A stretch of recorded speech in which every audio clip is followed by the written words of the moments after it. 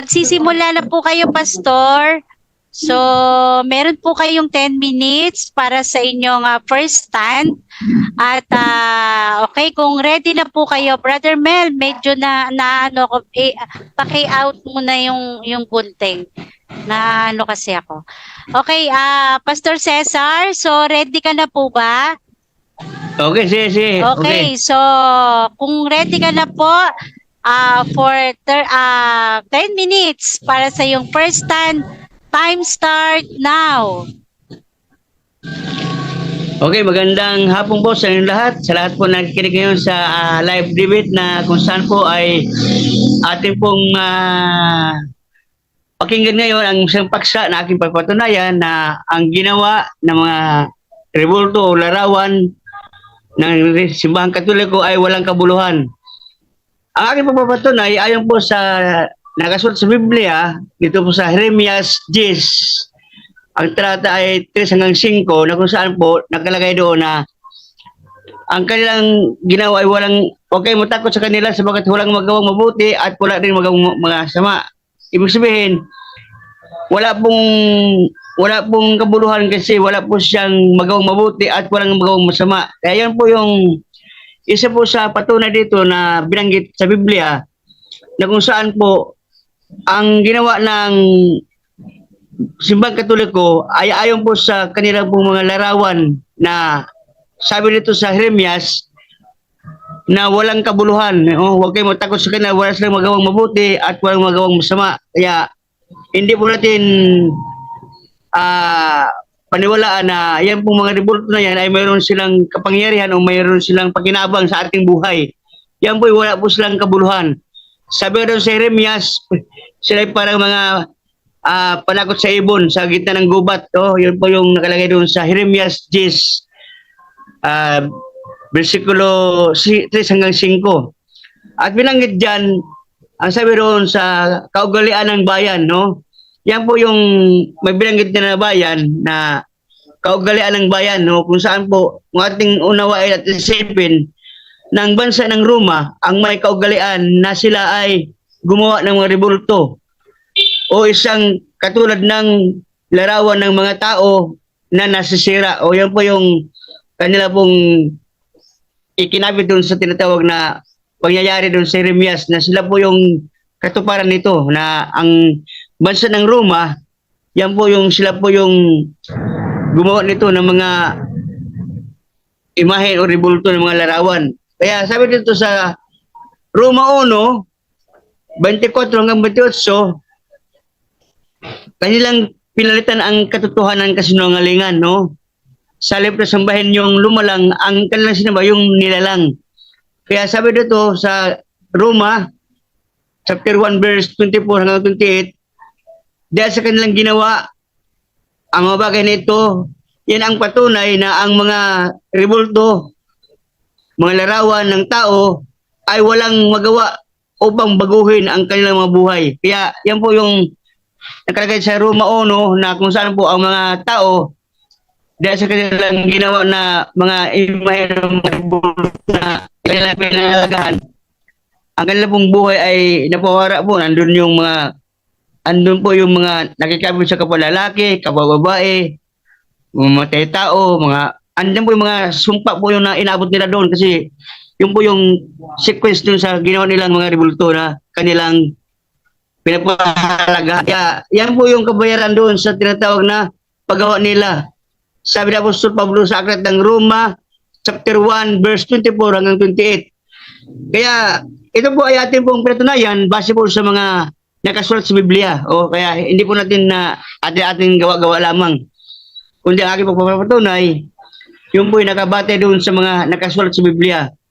At bukod dito, hindi lamang yung mga larawan, kundi lahat ng nasa kanilang mga pinahalaga ng Katoliko ay wala po ng kabuluhan yan.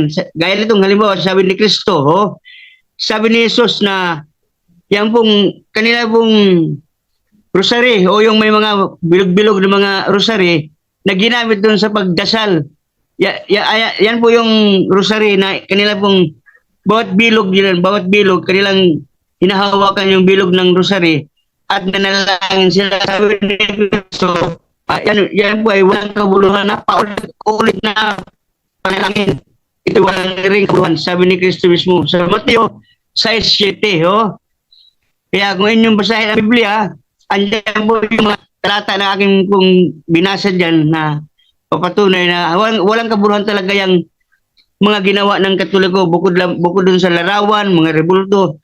Pati yung rosary, yung ginamit sa rosary na nalangin niya may butal. Alam ko yan kasi nung ako ay nasa Katoliko pa, nanalangin kami, ang nanay ko nanalangin, yung butil ng rosary na ubusin yun hanggang maubos yun. Yan po, merong bawat butil, mayroon siyang bibigkasin dyan. Kaya, paulit-ulit yan, araw-araw, balik-balik lang yan. Kaya sabi ni Kristo, huwag kayong gagaya sa kanila na paulit-ulit panalangin. Yan ay walang kabuluhan na panalangin. Kaya yung rosary po, wala din niyang kwenta yan. Wala naman kabuluhan talaga yan. Kaya bakit mo? Yung ating panalangin talaga, dapat natin ituon sa Panginoon. Hindi yan pong rosary na yan, yan pong mga butil-butil na yan na ginamit natin yan sa Simbahang Katoliko. Bukod sa larawan, pati yung mga yan, mga rosaryo na may mga butil-butil na mga plastic na nakapalibot dun sa parang kwintas, yan. Wala din yung kabuluhan, sabi ni Kristo. Sa Mateo 6:7, oh, nandiyan po yung mga talata. Kaya, yan po yung aking pinatunayan sa hapong ito na kung saan po, hindi lamang sa akin pong gawa-gawa lamang, kundi nakabata sa Biblia. Ngayon sa Lumang Tipan po, sa aklat po ng Isaias 44, chapter 44, verse 10. Sabi doon, walang gumawa ng imahen, yung mga rebulto, wala din kabuluhan yan, yung taon yan. No? Kung ang imahen o rebulto walang kabuluhan, kahit yung taon na gumawa, wala din kabuluhan yan, walang kwentang tao ang mga rebulto. O wala din kabuluhan yan, yung gumawa niyan. Kaya, sabi sa Isaias, kung ating babasahin ang Biblia, andun mo yan sa chapter 44, verse 8 hanggang 10, no, ng Isaias sa Lumang Tipan. Andun na po yung walang kabuluhan na mga ginawa ng tao. Oh. Kaya, ang aking mong pagpapatunay sa habong ito, yan po ay nakadepende yan dun sa nakasulat sa Biblia. Oh. Hindi po natin pwedeng gawa-gawa lang kwento, kundi yan po ay nakabate sa banal na kasulatan. Kasi ito po ating pagpapatunay, hindi po ito kating isip lamang ni Pastor Cesar na ganyan. Kundi aking nabasa sa Biblia, natunay nga ang pinatungkulan talaga yan, yung bansa na yan, yung rungot talaga ang pasimula ng mga ano na yan, yung tinatawag na mga paggawa ng mga rebulto na yan. Kasi sa panahon nga ni Pablo, Apostol Pablo, sa panahon niya sa mga hintil, nagalit nga yung mga tao doon, sabi niya, itong Pablo na ito, nangaral sa bayan na wala daw kabuluhan yung ating Diyos ang Diana. Mayroong kahawagan na ng mga larawan na kung saan po, wala daw kabuluhan, sabi ni Pablo. Kaya sabi niya ng mga tao doon, mawalang kabuluhan ang ating Diyos sa Diana. Oh, ang ating hanap buhay masisira. Kaya ginawang hanap buhay kasi yan eh. Kaya paggawa ng rebulto talaga, hinahanap buhay talaga yan kasi binibinta yan eh. Ikalawang Korinto, nakagay doon, 2:17, oh, sabi ni Pablo, hindi kami gaya ng karamihan na kinakalakal ang salita ng Diyos. Kalakal kasi yan, kaya yung imahe na yan, negosyo talaga yan eh. Kaya maging sa Biblia, mayroong ganyan na sabi doon sa mga tao na sa pangangaral ni Pablo na walang kabuluhan yung Diyos sa Diana na kanilang imahen. Sabi doon, masisira ang ating negosyo, ang ating hanap buhay, wala lang bibili kasi sabi ni Pablo, walang kabuluhan ang ating mga Diyos ang Diana. Kaya mayroong kahawig na ganyan na ito po ay kahawig sa ginawa ng Katoliko na yung binibinta nila yung mga rebulto. Totoo naman talaga eh. Ginawang pahulugan yung mga imahen, Santo Niño, kung ano-ano, sapir. Ginawang negosyo yan. Kaya po yung walang kabuluhan. Bakit mo? Kung totoong Diyos yan, binibinta mo, hindi ka ba nang ilabot din sa ating isipin na lang natin na kung totoo talaga ang Diyos yan, kung totoo talaga na yan ay may kabuluhan yan, gagabaan tayo niyan. No? Kaya nga, yung aking video dyan sa aking YouTube dyan, na nakalagay dyan, Idolatry Massacre, binasag ko yung mga rebulto doon sa Bulacan, yung sa amin pong chapter doon sa Bulacan. Meron akong membro doon na galing Katoliko. Sinuko na yung mga rebulto niya. Andun yung imahe ng Maria Santo Niño, mayroon pa doon, may cross pa doon na nakadipa si Kristo. Binasag ko yun. Kasi pinatunayan ko talaga na walang kabuluhan. Kung totoo talaga na makagaba yun, dapat nagkasakit ako, kaya may nangyari sa akin. Wala eh. Kaya pinatunayan ko talaga na walang kabuluhan talaga. Bakit ako mismo, sinira ko yung mga revolto doon sa Bulacan, yung mayroong membro ng Katoliko doon na nag-born again, na nag-ano sa amin, nagsimba sa amin, na sinuko na yung kanyang mga imahen. Mahal pa naman na, sabi na, mahal to pastor, 3,500 bilik ko dito, yung malaki yung kanyang, yung kanyang mamamiri, malaki yun, kasi, kung sabaga, barto, parang tisa yun eh. Inano ko yung martilyo yun, pinukpok ko yun. Kasi sabi ko, kung talagang may kabuluhan to, kasi sabi sa Jeremias, huwag kayong matakot sa kanila, walang magawang mabuti, wala rin magawang masama. Ibig sabihin, useless talaga, walang kabuluhan talaga. Kaya sinubukan kong durugin to, dinurog ko yung mga yun, dinurog ko. Sawa ng Diyos naman, wala talagang nangyari sa akin, nilagnat, wala. Ibig sabihin, walang kabuluhan talaga, yung mga rebulto, sinubukan ko talaga, walang kabuluhan. Kaya sabi ko nga doon sa St. Peter, doon sa Manila, sa Lunita, debate ko, yung malaking, nasa Quiapo na yung malaking rebulto dyan, basagin ko. Sabi na, basagin mo. O dalhin niyo dito sa Lunita para basagin ko. Kasi di pwedeng puntahan ko sa simba, durugin ko doon, magagalit ang mga pare ko, magagalit. Sabi ko doon, dalhin niyo dito sa Lunita, durugin ko yan, masuhin ko yan. Pag totoo talagang yan, mayroong power yan, gagabaan ako. Ay, wala nagdala, St. Peter. Yung mga debatista ng St. Peter doon, hinangon ko na, dalhin niyo dito yan, yung malaking imahen dyan na 12 feet, ang haba, ang malaki, kaya masuhin ko yan. Kaya kung talagang totoo yan na may power yan, gagabaan ako yan. Kaya pinatunayan ko talaga na wala talagang kabuluhan talaga. Okay, Kaya ako mismo, time is up, Pastor. Time is up po. salamat po. Salamat. Okay, so, yan. Ronan. Ayan. Okay, salamat. No? So, dyan po nagtatapos ang ating first presentation ng ating affirmative. So, dadako tayo sa 7 minutes question and answer. Sis Tad. Okay. 7 minutes sila. Okay, so kung ready na po yung ating negative side para sa kanyang cross-exam, Brother Mel, 7 minutes, time start now. Okay, Pastor, una kong tanong doon sa Jeremiah chapter 10 verse 3 hanggang 5, no? Sino yung mga Diyos-Diyos ang tinutukoy doon ni Jeremiah na walang kabuluhan, walang magawang mabuti at walang maasan? Sino at pangalanan mo yung tinutukoy na mga Diyos-Diyosan na walang kabuluhan during that time na sinasabi ni Jeremiah? Itong sagot ko ang sagot ko dyan, kapatid ni Melchor, yung po yung pinatunayan dyan na larawan. Hindi dito pinag-usapan yung pangalan. Ang akin dito pinatunayan, yung mga larawan, kahit sinong pangalan mo ng larawan na yan, walang kabuluhan yan kasi nga, sabi ko sa Jeremias 3:5, sila'y pinapako para di makilos. Ibig sabihin, kahawig talaga sa inyong ginawa na inyong nilagay sa ringding para di mahulog. Next question. Okay. Yes. Objection muna ako. Okay. Ano objection? Unang-una, kasi may binabanggit siya mga rebulto roon na walang kabuluhang Diyos-Diyosan. Tinatanong ko dahil alam niyang mga rebulto yan, so dapat alam niya rin kung sino-sino yung mga Diyos-Diyosan na walang kabuluhan na sinasabi ron ni Jeremiah. Kahit na 3 pangalan lang na mga Diyos-Diyosan do sa Jeremiah na sinasabing walang kabuluhan, kahit 3 lang magbigay si Pastor. Okay, wait lang . So, Pastor, gusto mo ba mag-counter objection o sasagutin mo yung tanong niya? Itong sagot natin dyan, itong sagot natin. Sa Jeremias 3:5, walang binanggit na pangalan doon mga Diyos-Diyosan, walang binanggit doon. Kundi, ang aking sinasite doon, na walang kabuluhan sabi doon, ang mga larawan at yung mga revolt ng mga doon, na walang kabuluhan. Ibig sabihin, walang pangalan doon. Kahit basahin natin, walang pangalan nakalagay doon. Walang pangalan. Wala. Okay, sige, next question. Okay. Kung walang pangalan na mga Diyos-Diyosan doon, magbigay ka nga ng mga pangalan na tinutukoy na mga Diyos-Diyosan na nasa Old Testament, kahit 3 lang.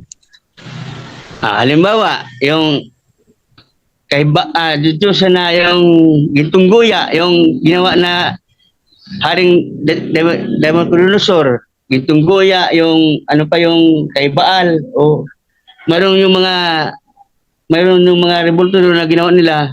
Yan yung mga pangalan doon, si Astaros, ganyan. May mga pangalan yung kaso lang. Pagdating dito sa ating pong paksa na aking pinatunayan, hindi yung pangalan, kundi yung mga larawan na inyong ginawa. Hindi naman yung Next paksa doon sa question. kanila eh. Ang inyo, Okay. aking pinatunayan, yung inyo eh. Yung inyong Next question. tuloy ko eh. So, amin pala yung binabanggit mo na patutunayan mo walang kabuluhan. Ang tanong, yung bang Astaroth, yung bang Baal, yung bang ginto na pinasasambang dibulto ni Haring Nabucodonosor, meron ba nun sa Katoliko o wala? Okay. Okay, ito sagot. Ang aking pinatunayan dyan, Categorical paksa, question. Categorical question po. okay, Meron o ganito. wala? Okay. Wala nga. Ito wala nga no. Pero ang aking pinatunayan dito sa paksa, yung inyo na larawan dyan sa inyong ginawa, hindi naman ito binanggit na sa ating tema na yun ang aking pinatunayan yung kanila, kundi yung inyo. Kaya doon talaga sa Lumang Tipan, siyempre ginaya niyo yung paggawa niyan. Kaya ang aking pinatunayan yung inyong ginawa na walang Next kabuluhan. question. Oh, yan yung Okay. aking Next question. sagot dyan. Okay. So, yun patutunayan mo sa aming ginawa. Another question. Ito. Mayroon bang Baal? Mayroon bang Astaroth? Meron ka bang guyang ginto na makikita sa loob ng simbahang Katoliko? Meron o wala? Eto. Wala nga, pero aking pinatunayan dito, wala nga, aking paksa dito, patunayan ko na ang ginawa ninyo, nung Katoliko simbahan, ang ginawa ninyo, ang paksa ating patunayan na ang inyong ginawa, di ko patunayan yung ginawa nila na mayroon kayo, ang inyong nasa inyong loob na simbahan. Yun ang aking pinatunayan na walang kabuluhan yan. Oh, yan na, maliwanag ang paksa Okay. natin eh. Okay. Doon Next sa question. Jeremiah, sino yung sinasabihan ni Jeremiah na ang mga Diyos-Diyosan doon ay walang kabuluhan na ginawa nila? Sino? During that time na Jeremiah na sinasabihan niya ang mga Diyos-Diyosan doon ay walang kabuluhan. Sino yung sinasabihan niya ron? Sa Jeremiah's Siyempre, ang time. kwento ni Propeta Jeremiah, yung mga tao doon na kung saan gumawa ng mga ginto na mga larawang ribulto nga, yung mga ginawa nila na kanilang pinahagahan, sabi doon sa Jeremias na huwag kayong makatakot sa kanila sapagkat wala silang gawang mabuti, wala din magawang masama. Ibig sabihin, wala talang kabuluhan yun. Yun ang aking sinasite doon na katulad sa inyong ginawa na mga larawan din. Kaya doon, ang sinabi ni Propeta Jeremias doon, yung mga tao doon na gumawa. Yung bayan na yun, lugar ng Okay, next kung saan question. mayroong mga ganyan. Okay. Yung mga taong sinasabihan doon ni Jeremiah, mga Katoliko ba yun? Oo o hindi? Ayan. Hindi, siyempre, kasi wala pang Katoliko wala pang Katoliko eh, wala pang Katoliko nung araw eh, wala pa eh. Ibig sabihin, sinayat ko yung talata na Jeremias na kahawig sa inyong ginawa, na ganyan din na, ibig sabihin, walang kabuluhan talaga. Kasi mayroon nangyaring doon sa Jeremias na mga gumawa ng ganyan, ang sabi ng propeta, walang kabuluhan, wala. Next question. Okay, next question. Next question. Tanggap mo ba o hindi na ang sinasabing Diyos-Diyosan ni Jeremiah yan ay hindi tumutukoy at patungkol sa simbahang Katoliko? Oo o hindi? Okay. Hindi nga kasi nga hindi nga pero ang inyong ginawa na mga larawan ang aking pinatunayan hindi yung kay Jeremias ang aking ditong site na yung inyong ginawa gaya ng nangyari sa Jeremias na mayroong ginawa doon ng mga larawan na walang kabuluhan. Kaya yung inyo ang aking pinatunayan hindi yung sa Lumang Tipan na kay Jeremias kasi ang inyo Next question. Okay, next question. Kung hindi pala yan sa mga Katoliko na mga rebulto na sinasabing walang kabuluhan, ang tanong, mayroon ba na Diana, ginamit pa si Diana, no? Na rebulto na makikita mo rin sa loob ng simbahang Katoliko sa panahon ngayon, meron o wala? Okay, ito sagot ko diyan.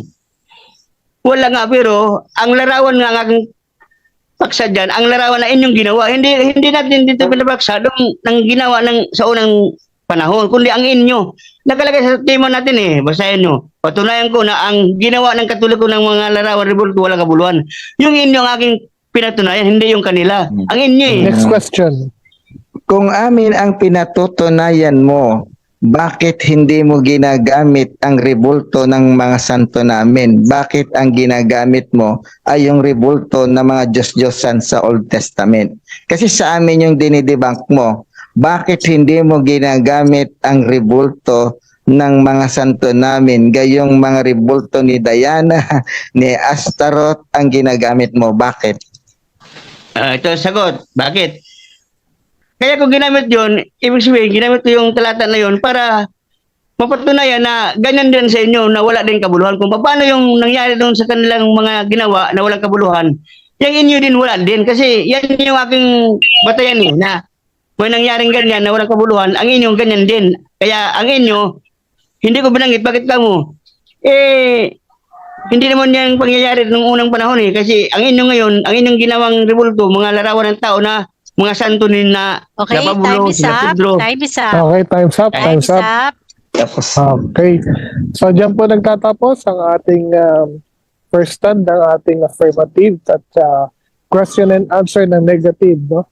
Towards sa ating affirmative. So, dadako na tayo sa first stand naman ng ating negative side na si Brother Mel sa panig ng RCC. Ready ka na ba si Snad sa kanyang 10 minutes? Yes, kung ready na po yung ating negative side sa kanyang first stand ay okay, Brother Mel, 10 minutes. Time start now. okay, salamat sa ating kaibigang pastor, no, na sa lahat ng tanong ko kung patungkol ba yun sa Katoliko, sinasabi niyang hindi. Ayan, hindi, no, malinaw.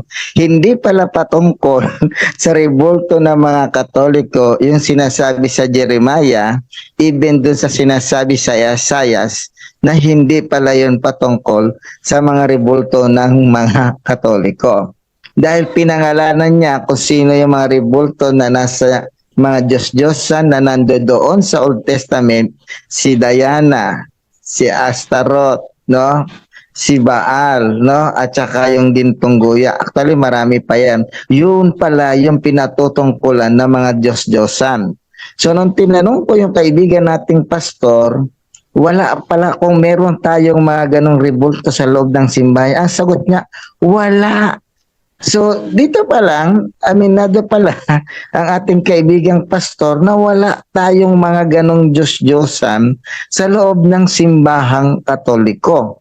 Yun pala ay tumutukoy sa mga Diyos-Diyosan na kung saan during that time ni Jeremias at ni Isaiah, even sa panahon ni San Pablo na si Diana, ay panahon pala yon ng mga Diyos-Diyosan ng mga pagan god and goddesses, yung mga tinutukoy doon. Wala naman tayong pagan god and goddesses sa loob ng simbahang Katoliko dahil hiningan ko siya ng pangalan at tinanong ko kung patungkol ba sa amin, no? Matigas na sinabi niyang hindi, hindi. Hindi siya sumabing oo, oo. Ang lagi niyang sinasabi, katulad lang daw nung nasa atin. Pero sabi niya, hindi daw yun yung sa atin katulad. So, siya na nagbigay kung paano inahambing yung Diyos-Diyosan doon at doon sa rebulto ng ating simbahang Katoliko. So, wala siyang ibinigay na Diyos-Diyosan yung rebulto ni San Pablo, yung rebulto ni Mama Mary. Ang ibinigay niyang Diyos-Diyosan yung rebulto ni Astaroth, rebulto ni Diana, ni Bel, at yung Gintong Guya. Na sabi niya, hindi ito makikita sa loob ng simbahang Katoliko. Ayan, no? Malinaw, no? Malinaw ang kanyang sinasabi, no? At ako na may uma-agree. Hindi po yan patungkol sa rebulto ng simbahang Katoliko. Bagkus, ginagamit at kinakapit niya ang mga talatang ito para daw ito sa kanyang panunuligsa sa simbahang Katoliko. No? Ginagamit niya lang itong mga talata para i-parallel na ganun din daw yung ginagawa natin doon. Kaiba po ang ginagawa naming rebulto doon sa simbahang Katoliko. Dahil ang rebulto ng mga banal ay sila ay mga tunay na tao ng Diyos, no? Sila ay mga hero of faith, no? Sila yung mga icon of faith, yung mga taong mga nabuhay noon, sila yan, kaya mayroon silang mga rebulto. Hindi sila mga Diyos-Diyosan, kundi sila ay mga tao ng Diyos na aming inaalala ang kanilang pananampalataya nung sila ay nabubuhay, kahit kailan hindi na malilimutan ang kanilang pananampalataya. Ayan, no? Kaya nga may babasahin ako, matagal pa naman yung aking time, no? Sabi dito, Ecclesiasticus sa ibang talata, Baruch chapter 1 and the following verse hanggang 15, papurihan naman natin ngayon ang ating mga ninuno, ang mga lalaking tanyag noong kanilang kapanahunan. Sa pamamagitan nila ay pinakilala ng Panginoon ang kanyang kadakilaan at ay pinakita ang kanyang kapangyarihan sa mulat mula pa. May mga namahala na mga kaharian, may mga nabantog dahil sa kanilang kapangyarihan. Ang iba na may naging mga dalubhasang tagapayo at ang iba ay nagpahayag ng kalooban ng Diyos.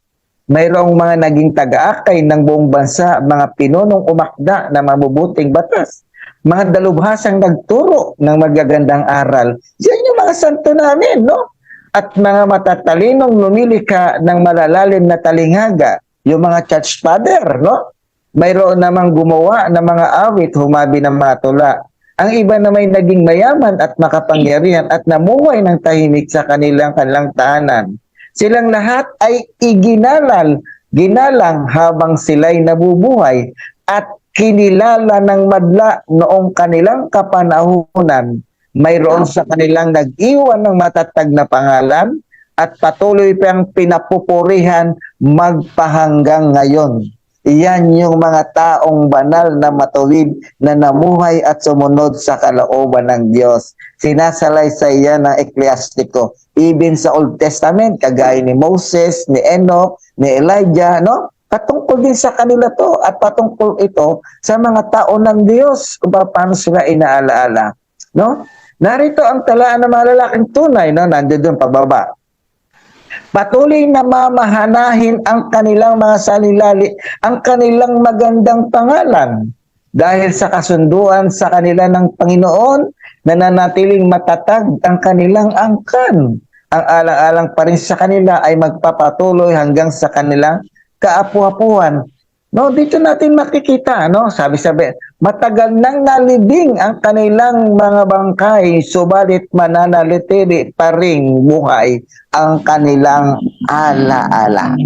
Matagal nang nalibing ang aming mga santo, ngunit nananatiling buhay ang kanilang mga alaala sa pamamagitan ng kanilang mga pananampalataya na ipinunla sa simbahang itinayo ni Kristo. Kaya meron kaming mga icon of faith at hero of faith. Yan po ang mga rebulto na nandoon sa loob ng simbahang Katoliko na sumisimbolo at umaalaala sa kanilang pananampalataya. Pag nakita namin ang rebulto ni Jesus na nakapako sa krus, ano ang papasok sa aming isipan? Hindi po Diyos-Diyosan. Kung papaano si Kristo nakabayubay sa krus, tinubos ang kasalanan ng sanlibutan. Kapag kami nakatingin sa larawan ng krus na yan, naaalala namin ang pagliligtas ni Jesucristo sa sanlibutan. Pag tumingin naman kami sa rebulto ng Mahal na Birhen Maria, hindi rin Diyos-Diyosan ang aming naaalala. Naalala namin na si Jesus, ang kanyang nanay na si Mama Mary, ay kanyang naging tunay na ina nung siya ay ipinanganak nito at pagkatawang tao. At dahil sa pananampalataya ng Mahal na Birhen Maria, anong sabi ng anghel? Ang lahat ng salinlahi tatawag sa kanyang pinagpala. Kaya hanggang ngayon, no, hanggang ngayon sa salinlahi at sa mga darating pang generation, tatawag sa kanya ang lahat ng all blessed. Ayan, no? Kaya nga sabi, bagamat nalibing ang kanilang mga bangkay, subalit mananatili pa ring buhay ang kanilang alaala. Iyan ang mga icon at hero of faith. Dito natin makikita na hindi sila Diyos-Diyosan. No? Yung sinasabi mo nilalako at yung sinasabi mo na tinitinda, hindi naman yung utos ng simbahan. Walang turo ang simbahan na maglako ng mga rebulto ng mga banal. Wala rin tinuturo ang simbahan na bumili kami roon. Nasa tao na yan kung bibilin. No? At kahit na yan ay binili ng mga Katoliko, alam nila na hindi yan talaga ang tunay na Diyos. No, meron kaming mga artikulo at dokumento na nagpapatunay na ang mga rebulto na yan ay hindi mga Diyos-Diyosan, kundi mga larawan at sinisimbolo ng mga taong namuhay ng tapat na tinatawag nating sila'y mga lingkod ng Diyos. At bakit sila mayroong mga rebulto? Ayon sa Hebrew chapter 13, no? Sabi doon, alalahanin ninyo ang mga taong namuhay Last 2 at minutes. nagturo sa inyo ng salita ng Diyos. Tularan ninyo ang kanilang pananampalataya. Alalahanin. So, papaano natin maalaala ang mga taong banal kapag nakikita natin ang kanilang mga iniwang mga alaala gaya ng kanilang mga imahe? No, doon natin makikita. Kaya ikaw na rin ang nagpatunay na sa mga talatang binanggit mo ay hindi yan patungkol sa mga Katoliko. Ginagamit mo pa na ito raw ay iyo lang hinahalimbawa at tinutulat na magkaparehas doon, no? No, magkaparehas man yung rebulto, pero ikaw na ang nagsabi, yun ay Diyos-Diyosan ng mga sinauna. At yung sa amin, no? Kailanman wala kaming sinabi na yan ay mga Diyos. Kung hindi ang mga anti-Catholic lamang ang nagsasabing sila ay mga Diyos. Ayan. Pero wala kaming sinasabi sila ay mga Diyos. Kaya maliwanag na sinabi ng ating kaibigang pastor na yung sa Jeremiah, yung sa Isaiah, at doon sa Roma ay hindi iyon patungkol sa simbahang Katoliko na mga rebulto at Diyos-Diyosan. Bagkus, ginamit niya lang daw ito upang pabulaan, upang patotohanan na wala daw kabuluhan diyon. Yan po ang aking stand, no? Na aminado ang ating kaibigang Pastor Baladad na hindi pala iyon sa mga Katoliko, yung mga talatang binigay niya. Sapagkat bakit? Dahil sa Old Testament, ang templo ng Diyos ay maraming mga nakaukit na larawan. Kung iyon palang mga larawang iyon ay walang mga kabuluhan, bakit ito ay nilagyan pa ang buong dingding ng templo na may mga nakaukit na mukha ng tao, mukha ng leon at mga kerubin ang buong dingding ng templo? Kung wala palang kabuluhan ang mga Okay. rebulto Time doon. is up. Time is up. Time. Okay, Diyan po time is up. nagtatapos. Okay? Diyan po nagtatapos ang ating stand ng ating negative side, no? So, dadako na tayo sa question and answer.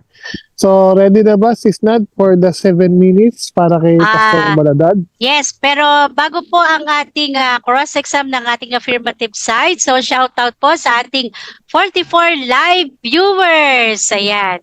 Magandang hapon po sa inyong lahat. Sit back and relax lang po kayo dyan. At yan po sa atin sa comment section. Ayan, so thank you so much po sa lahat po ng mga nag-share. Ayan, 43 live viewers, thank you so much po. At ngayon po ay dadako na tayo sa cross-exam ng ating affirmative side sa negative side. So, Pastor Baladad, 7 minutes. Time start now. Okay, ito ang unang tanong. Yung mga inyong ginawa dyan sa Katoliko na mga imahe ng mga tao, ano ang kabuluhan niyan para sa iyo, Brother Melchor? Ang kabuluhan niyan, yung mga imahe ng mga taong banal namin ay nagsisilbing alaala na sila ay huwaran ng pananampalataya. Dahil sabi niya, imitate their faith, ayon sa Hebrong binigay kong talata, no? Imitate their faith, tularan natin ang kanilang pananampalataya. Kaya yung mga rebultong inyong nakikita ng mga banal, no?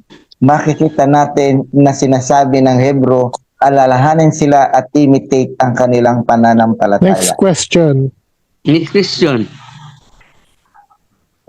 Sabi mo kanina tungkol sa kaligtasan, yung sabi mo na yung cross, yung pagkabayobay ni Mm. Kristo sa cross sa Mm. kanyang inyong ginawaan ng Mm. rebulto. Yung ba Mm. may oh, Okay, may kabuluhan yan dahil ipinagmamalaki yan ni Apostol San Pedro ayon sa Galacia. Basahin natin, no? Total, pwede ba nating basahin, Pastor? Na pinagmamalaki yan ni Apostol San Pablo? Na basahin natin, sabi rito, okay. Oh, okay. Huwag niyong mangyari sa akin ng ganun. Ang ipagmalaki ko ay ang kamatayan ng ating Panginoong Hesukristo. Ayan. Sapagkat sa pamamagitan nito, ang mundo'y patay na para sa akin at ako na may patay na rin sa mundo. Sa English, kung titingnan natin, Pastor Baladad, no? Kung titingnan natin, sabi dito sa English, no? Next No? question. Pinagmamalaki niya. Ayan, okay. Basahin ko lang. For God forbid, okay.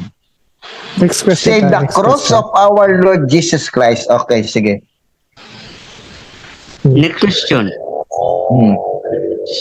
Ayon sa kaligtasan ba, naligtas ba tayo dahil sa larawan ng Panginoon o dahil sa kanyang pangalan? Naligtas tayo hindi dahil sa larawan at hindi sa pangalan ni Jesus, kung hindi dahil sa pagpapadanak at pagkabubo ng kanyang dugo at pagbibigay alay ng kanyang buhay, doon tayo nailigtas.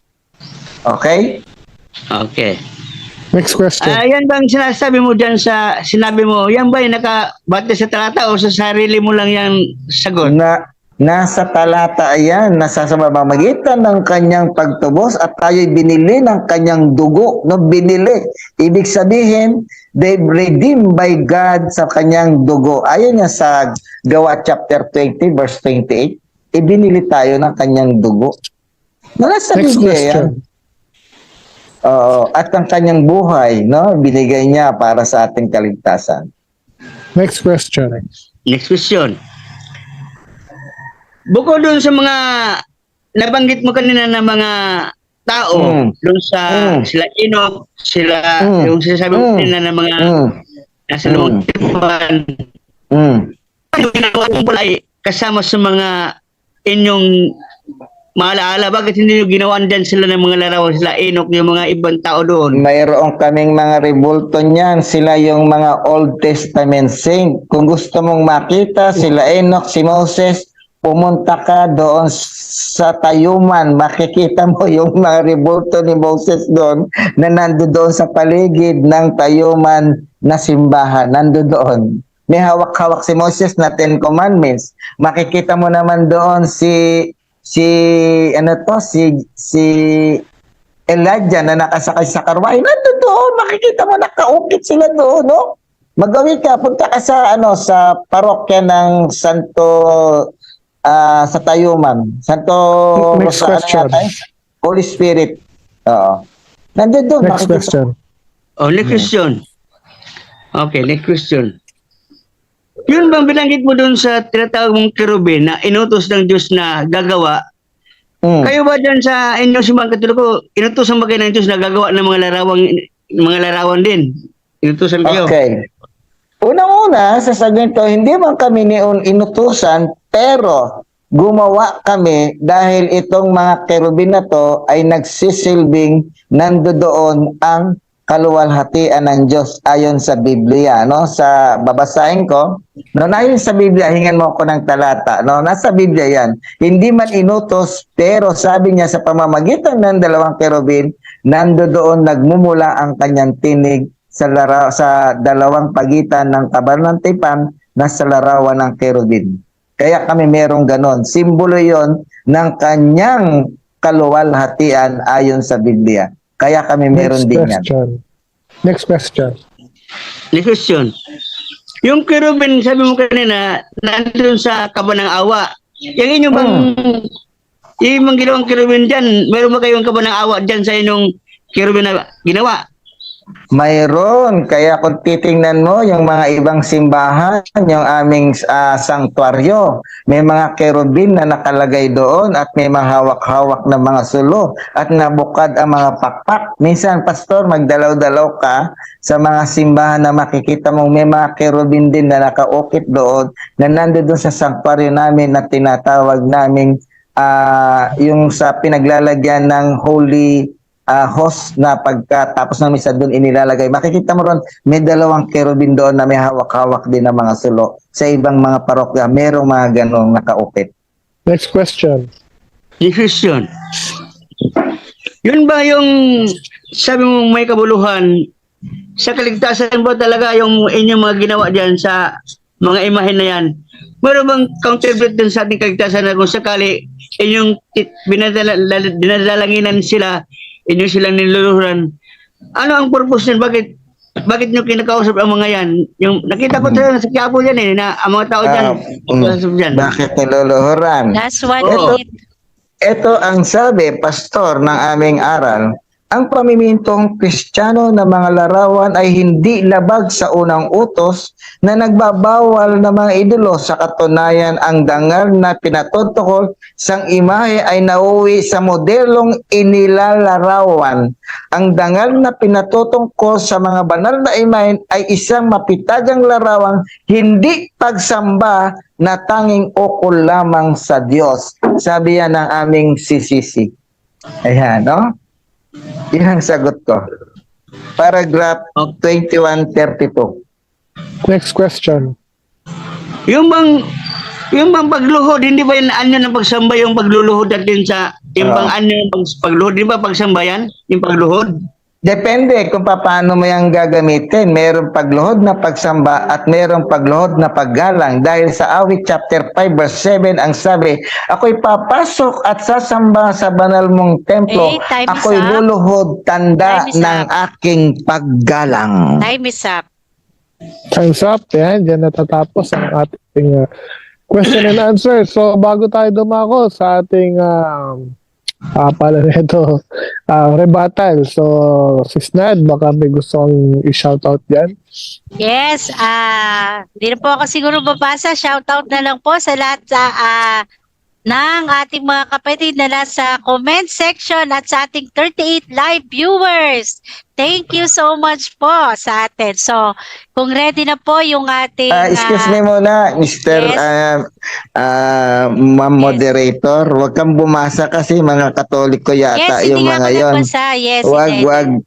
Kasi pag mga Katoliko yung mga Yes, nandiyan yes. dyan, papabor sa akin Okay. lahat yan. Wag na lang. Oh, hindi nga Shoutout lang, Bromel, di ba? shoutout lang. Shoutout ng nga lang pangalan. yung ginawa ko. So, hindi ako nagbasa ng sa comment section kasi mostly po yung nasa ating comment section ay mga Catholic po. So, meron pong mga born again na nasa Catholic pero wala po silang ibang sinasabi. So, kung ready na po sa ating rebuttal stand, meron ka pong 10 minutes, Pastor Baladad. So, time start now. Okay. Yung po atin nakita rin ng kanya pong pagpapaliwan ni Brad Melchor na kung saan po, yun pala ay pag-alaala doon sa mga tinatawag natin banal na mga tao. Kung atin pong titingnan doon sa Exodo talaga sa pasimula, utos ng Diyos na huwag kayong gagawa ng anumang larawan na kahawig ng lalaki at babae. Mayroon talagang ang pag-alaala natin sa tao, pwede naman alalahanan natin ang tao na hindi natin ilagay sa tinatawag na simbahan. Halimbawa, yung sabi na kanina, yung pag-alaala daw sa mga ginawa nilang mga tao na naging banal.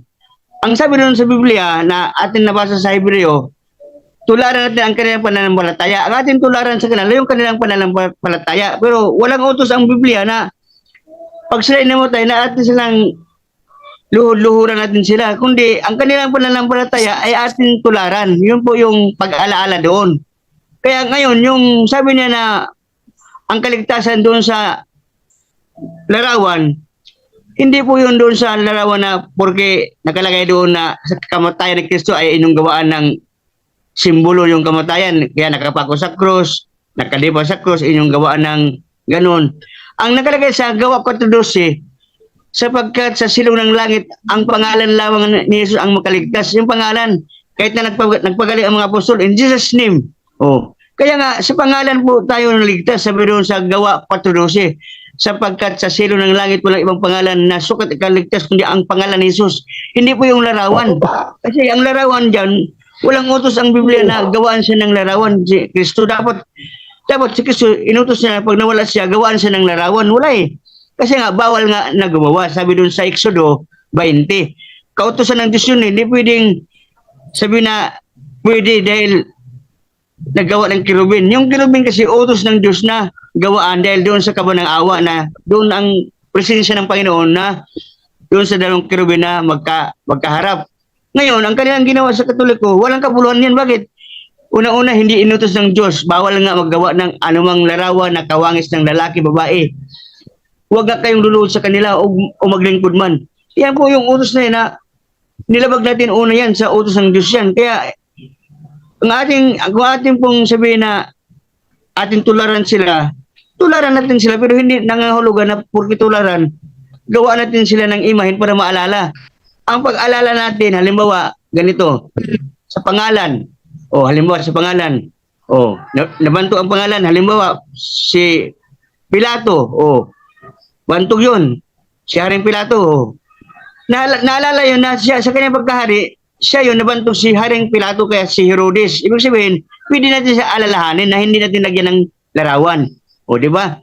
Kaya, gaya ng halimbawa si Kristo, yung si Cesar, yung tungkol doon sa lapi, sabi niya, kaninong mukha yan? Kay Cesar, Kaya ibig sabihin, ginagamit yan yung mga larawan na yan kung doon may kabuluhan. Wala namang kabuluhan yung mga larawan dyan sa mga nasa simbahan Katoliko eh. Bakit mo luluran yan? Bibili ka lang ng larawan para lang meron kang tinatawag na maalala mo yun si Maria, maalala mo si Pablo, Pedro, ganyan, kung sino-sino. Hindi naman yan ang kabulang-kabulan. Bakit ka mo Ang ating sentro nito na ating pananampalataya, ang pangalan ng ating Panginoon. Kaya nga doon, sabi ng Panginoon kay Pablo, Pablo, uutusan kita sa lugar ng hintil upang dadalhin mo ang aking pangalan. Ang pangalan ng dinala ni Pablo doon, hindi yung imahin ni Kristo. Kaya, dapat ang gumawa dapat yan, ang nag-utos yan, dapat ang mga apostol gumawa na kagad ng mga larawan. Kasi sila yung mga alagad Bakit hindi gumawa? Bakit meron ka bang nabasa sa Biblia na may isang alagad na gumawa ng imahin na rebulto o larawan ni Kristo na ganoon yun eh. Ibig sabihin, dapat ang gagawa niyan, kung totoong talagang may kabuluhan niyan, dapat ang mga apostol. Hindi. Bawal nga kasi sabi doon ni Kristo eh. Sabi ni Kristo, ang Diyos ay Espiritu. Kaya dapat sambahin sa Espiritu at katotohanan. Kaya, ganito yun. Paano mo iukit ang Diyos na Espiritu na, paano mo siya ianyo? Sabi sa Gawa 17:24. Kanina natin ihambing ang Diyos na Espiritu. Kahoy, ginto, pilak, bato. Hindi na pwede natin ihambing yung Espiritu na Diyos eh. Kasi bakit ka mo Espiritu yan eh. Hindi mo pwedeng anong itsura ng Diyos. Sabi niya kay Moises, mag-ingat ka, baka mabuyo ka. Na sa iyong pagtingala sa langit ay sasamba ka sa araw, bituin at buwan. Kasi nung kausap kita sa Horeb, wala ka nakitang anyo sa akin. Tinig lang. Kaya, dito po yung mga patungkol sa spiritual na mga larawan, mga patungkol sa spiritual na kalagayan, hindi natin dapat ano yan ng tao, yung tawag dito. Ating isalig ang ating kaligtasan sa mga tao, gaya halimbawa kay Maria, inyong piniprosesyon, mga santo, inyong inaalayan ng kung ano-ano, mga pista. Natulad din sa Biblia, talaga na mayroong ganyan eh. Anong sabi ni Jeremias? Kanilang pinapasan sapagkat hindi makakalakad. Tama talaga eh. Kayo talaga yan ang pinatungkulan dyan. Kaya sabi ko, nagpapatunay ako na walang kabuluhan niya inyong ginawa. Bakit? Kung nangyari doon sa tinatawag sa Jeremias na mga pagano din kayo eh. Kaya nga hintil ang tawag, ang tawag din hintil. Sabi ni Pablo nung araw nangaral si Pablo nangaral. Sabi niya, kayo mga hintil kayo dati alipin sa mga Diyos-Diyosan na piping Diyos-Diyosan. Kaya nga may lugar na hintil eh. Kaya yung hintil na yan yung mga pagano na kayo ang tinutungkulan yung inyong ginawa. Kaya kayo ang hintil, Roma. Kaya yung Roma ang pasimuno dyan eh. Kasi bayan ng hintil yan na kung saan sabi ni Pablo, sa aking pagmamasid sa inyong dambana, mayroon kayong Diyos na di kilala. Kasi yung mga larawan nga na nilagay ng Katoliko ko, ng mga revolt, di kilala yan eh. Oh, nakilala ba ng mga tao yan kung hindi nyo pinahagahan yan?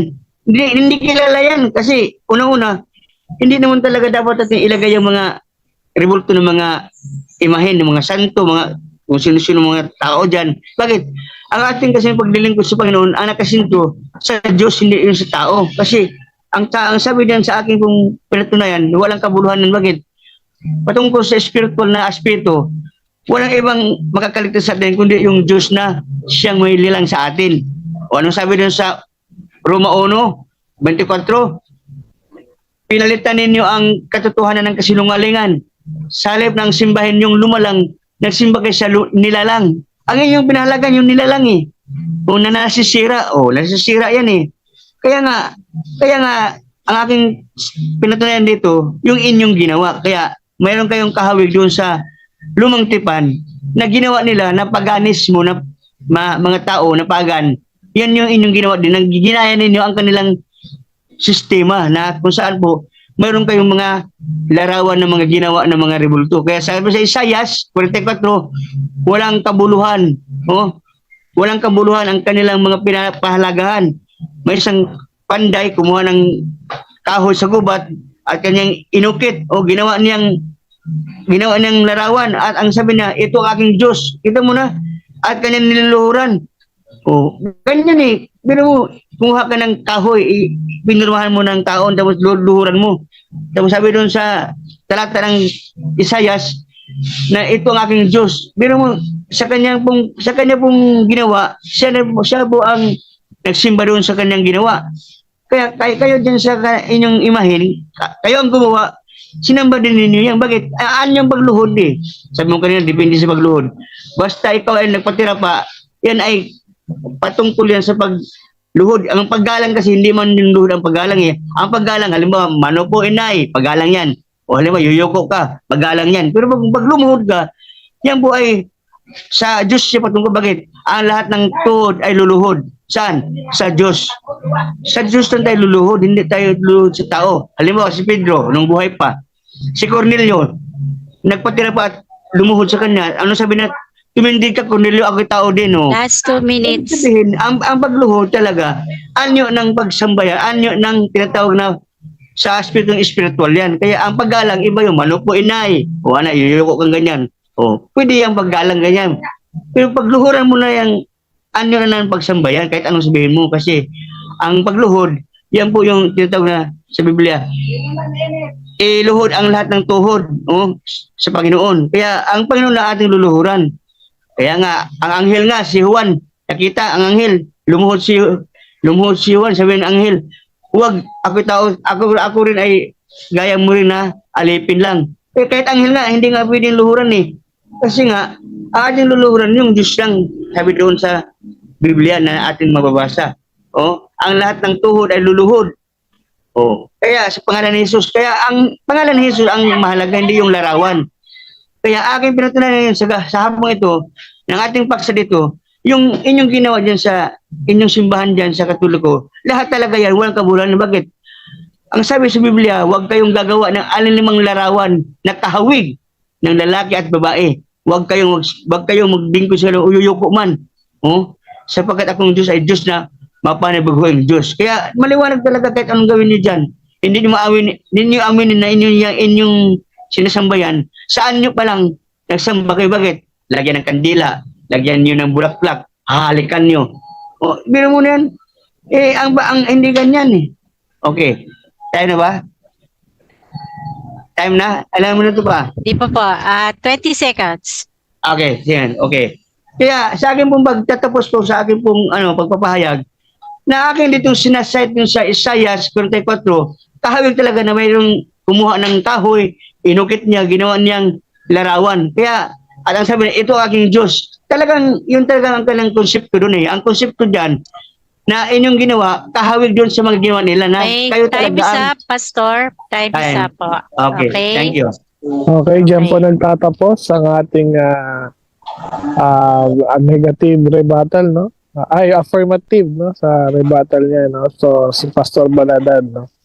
So remind ko lang, Sis Nad, ano uli yung topic natin for today para marinig ng mga bagong Okay, pasok. patutunayan. So, ang topic po natin ngayon, mga kapatid, ay patutunayan ni Pastor Baladad na ang mga imahe na ginawa ng simbahang Katoliko ay walang kabuluhan. So, yan po yung Ayan. kanilang tema. Okay, yan. Maraming salamat, Mars. So dadako na tayo sa question and answer. So Sis Nad, baka pwedeng Okay, ilatag na so, natin ng 7 minutes para kay Brother Mel.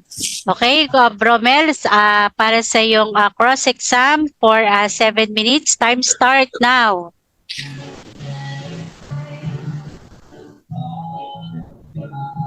Mute ka, Bromel, naka-mute. Okay. Tanggap mo ba, Pastor, na sinabi ng 2 Samuel chapter 22 verse 2, God is my rock? Ano, di ko na, may na. Oo. Tanggap mo ba na sinasabi ng 2 Samuel chapter 22 verse 2, ang sabi roon, God is my rock or Jehovah is my rock? Tanggap mo yan o hindi? Rock. Nakasunod, rock. Oh, Jobes may rock. Nakalagay yan sa Biblia. Basta nakalagay sa Biblia. Tanggap mo, hindi, categorical, Mr. Moderator, objection. Categorical, Objection. tanggap mo ba o hindi na God is my rock? Oh, tanggapan din Yes, nila na. Yes or Ang no? sa Yes iba or to, no? nandun na, nakasunod, nabasa ko yan eh. Ang bato Diyos eh. ay Mayroon naman bato. eh. Oh, tanggap ko yan. Bakit? Next question. Okay. Anong itsura ng bato kung yon ay Diyos? Anong itsura ng bato na yon kung yon ay God is my rock? Anong itsura?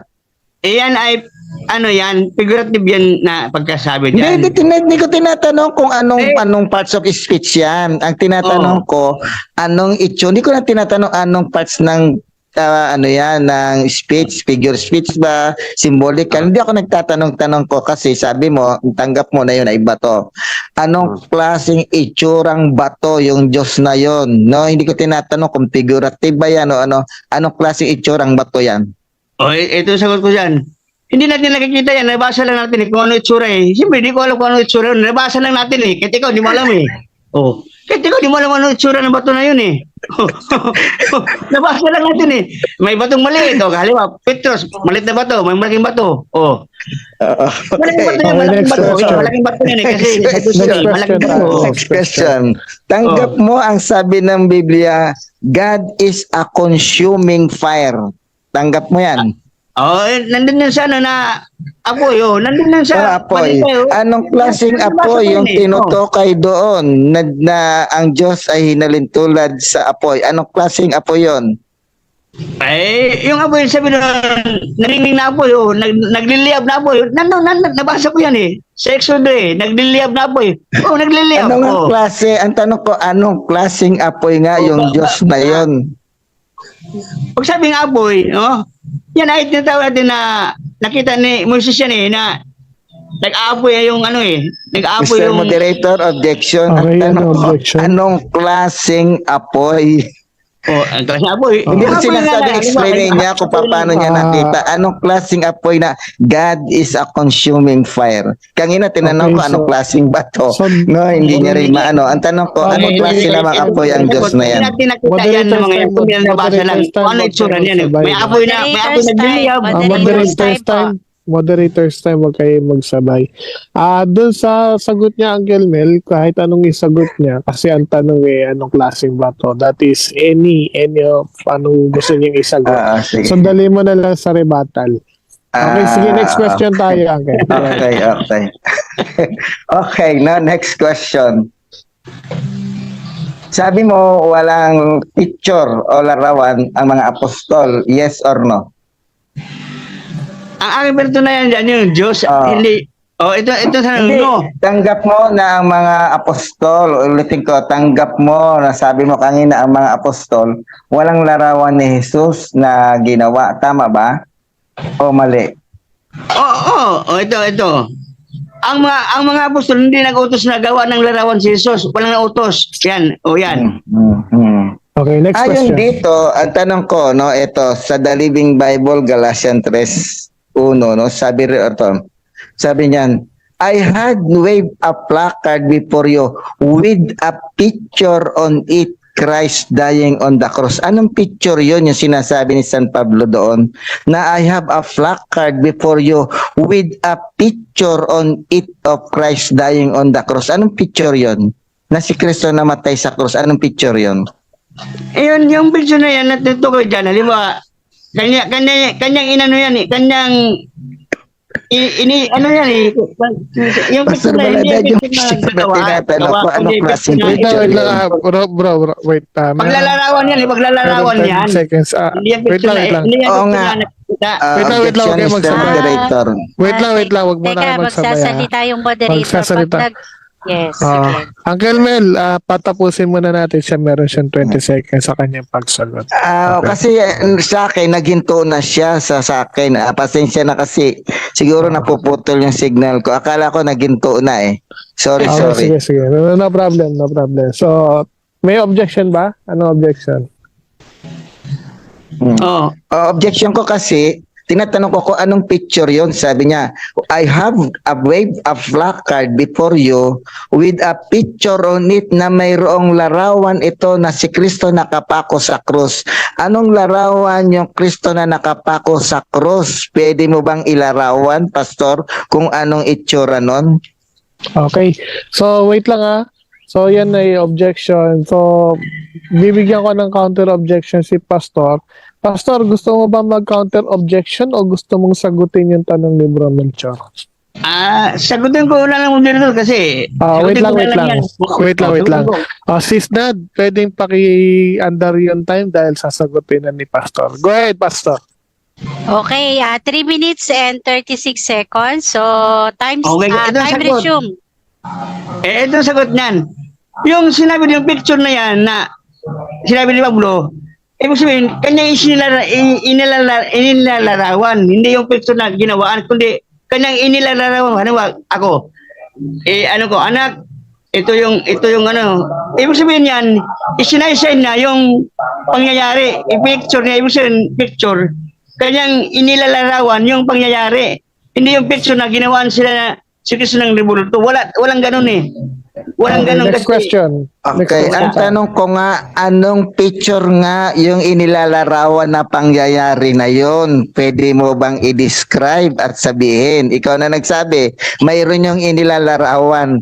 Ano yung inilalarawan niya yon na hawak-hawak niya sa kanyang placard na mayroong picture ni Kristo na nakapako sa cross? Ano nga yung inilalarawan na yon? Okay. Ang sagot dyan ito, wala mang larawan na yung figure talaga na larawan. Kundi, Objection, Mr. Moderator. Wala. Sabi niya may inilalarawan daw yun eh. May inilalarawan. Ngayon sabi niya wala na naman, no? Sabi niya may inilalarawan iyon. Kaya yun sinasabi ni Apostol San Pablo. Kaya ang tanong ko, ano nga yung inilalarawan na yun ni San Pablo na kanyang ipinawagayway? I had waved a placard before you with a picture on it, Christ dying on the cross. Okay, so... Ano ang larawan yun? May sinasabi mo, di ba? May inilalarawan siya. Wait lang, moderator's time. Tinawag Sagot. si Mr. Moderator. Wait lang. Wait lang po, moderator's nagsasalita yung moderator. So moderator's time. So mayroong objection si Bromel. So before tayo mag-continue, Pastor Baladad, gusto bang sagutin yung objection niya? Bibigyan kitang counter objection o gusto mo sagutin yung tanong? sagutin ko lang moderator. Okay, kung gusto mo sagutin yung tanong, Sis Nad, Yes, 2 minutes and 32 seconds. Time resume. Okay. Sagot. Ito yun eh. Yung paglalarawan ni Pablo doon sa pangyayari kay Kristo. Yun yung pangyayari na kanyang na pakinggan doon kay Pedro doon sa Gawa 2:36 na sabi doon, inilarawan ni Pedro yung pangyayari. Sabi doon, pagkatalasin nga ng buong angkan ng Israel na itong si Jesus na yung ipinako sa krus. Siya ang ginawa ng Diyos na Panginoon Kristo. Ibig sabihin, inilarawan kanyang sinasaysay yung pangyayari, hindi yung larawan Next na ginawa question. ng larawan, kundi Oo nga. yun yung kanyang narinig Next doon question. sa... Anong larawan, yung pagkakasalaysay na yon? Anong itsura nun? Meron ba sa Katoliko nun o wala? Wala bang Katoliko nung araw eh. Kasi ang Hindi ko Katoliko, kailan naman yan. tinatanong. Pastor Baladad, objection, no, Mr. Moderator. Ang Objection. tinatanong ko, sabi niya, inilalarawan daw na si Kristo nakapako sa krus, no, daw, no? Ang tanong ko, meron bang larawan sa simbahang Katoliko na si Kristo ay pinako sa krus? Meron o wala? Meron naman, meron kayo eh. Meron kayo. Kaya nga yung aking pinatunan na wala kabuluhan yan eh. Bakit? Yung larawan na yun na tinukin ni Pablo doon, hindi yan. Iba yan eh. Okay. Yung sagot. Okay, next Okay. question. Next question. Okay. Dito sa The Message Bible, Timoteo 2:8, no? Just 2 Timothy 2, sabi dito, fix this firmly in your mind, Jesus Christ descend from the line of David, raised from the dead. Sabi, fix this picture firmly in your mind na si Jesus mula sa angkan o linya ni David ay nabuhay sa mga patay. Anong picture naman yung sinasabi rito na inilalagay sa ating isipan na si Jesus ay nabuhay sa mga patay? Anong picture naman yan na pinalalarawan sa isipan natin? Anong picture yan? Yun yung Ebanghelyo na picture na sabi doon ni Pablo na ito Mr. Moderator, objection. Yun yung Hindi ko picture. tinatanong Objection. yung ebanghelyo, yung larawan dito, ang linaw, sabi, objection na. Fix this firmly in your mind, Jesus descend from the line of David, raised from the dead. Sa Tagalog, fix this picture, ilagay ninyo firmly, no, sa inyong isipan o sa inyong mind na si Jesus mula sa angkan ni David o sa linya ni David ay nabuhay sa mga patay. Ano yung ipinalalagay sa isipan natin na si Jesus ay nabuhay sa mga patay? Anong picture yon? Okay, Okay. so moderator Ang ilagay sa isipan dyan, yung pangyayari tungkol sa moderator time muling na. pagkabuhay ng Pastor, Panginoon, yun ang wait lang ating po. ilagay sa isipan, Wait hindi lang yung po, picture, moderators. kundi yung kanyang pangyayari na Moderators time. siya muling binuhay ng Diyos. Moderators time. Tuma. Pastors, wait Moderators lang po. time po. Moderators time. So, Uncle Mel, kung ano yung isasagot ni Pastor, in case kung ano man yung isagot niya, since hindi yan categorical, we must Okay. move on. So, Okay, sige, yun tayo. sige. Pero pasagutin muna natin si Pastor. Pastor, pakisagot po yung tanong. Go ahead. Ito. Yung kasing picture natin ating ilagay sa ating isipan, sabi doon, yung Ebanghelyo na pangyayari kay Kristo na muling binuhay sa mga patay. Yun yung ilagay sa ating isipan. Sabi ni Pablo na pakatalastasin ng buong angkan ni Israel na itong si Jesus na ipinako sa krus. So, ibig sabihin, yung ating isipin dyan, yung pangyayari sa muling pagkabuhay ng Panginoon. Yun. Okay, Okay, next next question. Ang sabi rito, fix this picture in your mind na Jesus Christ raised from the dead. Ang tanong, totoo ba na itong picture na tinutukoy dito ay yung resurrected Christ? Oo o hindi? Yun yung tinukoy din yung muling pagkabuhay. Yun talaga yung ilagay sa isipan natin. Yun talaga. Yun. Okay. Mayroon ba sa Katoliko na picture na resurrected Christ ang simbahang Katoliko? Meron o wala na makikita? Ito sagot. Categorical. Wala, pero inyong sineselebrate. Hindi, categorical. Time Halimbawa, Time is mahal na up. araw, Mayo, Time's kay up. Abril. Time is Inyong up. ginagawa. Patay ang Time's Diyos up, na time's nakuha, up. patay. Time's up. Yan ang inyong ginawa. Wait lang. Moderators time, no? Since hindi niyo ako masyadong marinig, dapat be careful tayo sa mga salita natin para marinig ni moderator kung nagsasalita o hindi. Anyways, time na po tayo. So, dadako na tayo ngayon sa sa rebuttal portion naman ng ating negative side, no? Na si Brother Melcho. So, Bro Mel, ready ka na ba for your 7 Yes. 10 minutes? Sorry. Ready. Okay. Okay. So, ready ka na? Your time will start now. Now. Okay, so salamat sa Diyos, no? At sa ating kaibigang pastor, kahit na ganun yung boses niya ay okay pa rin, nagkakaintindihan kami, no? Sabi niya, yung paggalang daw ay hindi daw pagsamba yun, no? Sabi niya kanina. So, sabi ng Biblia, eto, no, basahin natin, kung sino ba ang nagsasabi ng katotohanan na ang paggalang ay hindi raw yung sa pamamagitan ng pagsamba sa awit chapter kung bubuksan nyo chapter 5 verse 7, ako'y papasok at sasamba, luluhod sa iyong banal na templo, Yahweh, at tanda ng aking paggalang. So, paggalang pala, pagsamba rin. Kaya ang sabi ko sa inyo, depende kung paano yan ginagit. Sabi nga dito, Pastor, no, sa Bible, no? Sabi dito sa Old Testament, merong lumukod, pero hindi sinamba, kundi paggalang. Basahin natin. Unang Samuel 24:8. Nang malalayo-layo na si Saul, lumabas ng kuweba si David at sumigaw, "Mahal kong hari." Nang lumingon si Saul, buong paggalang na yumukod si David. Ayan, yumukod sa harap, no? Nang nakaharap niya si Saul, nang tinawag niya, yumukod. Hindi siya sinamba, pero ginalang, pero yumukod, no? Titingnan natin ang ibig sabihin na hindi lahat ng pagluhod ay pagsamba. Meron din paggala. Unang Hari 1:31, nagpatira pa si Bathsheba, ito yung nanay ni Solomon sa harapan ng hari, kay Solomon to, bilang paggalang, no? Ito yung nanay ni Solomon, si Bathsheba. Sabi niya kung mabuhay ang Haring David magpakailanman. Ito yung nanay ni Solomon si Bathsheba. No? Nagpatira pa, lumuhod, nagpatira pa, bilang paggalang kay Haring David. Nanay ito ni Solomon, si Bathsheba. Yung ba ay pagsamba na bilang Diyos? Hindi.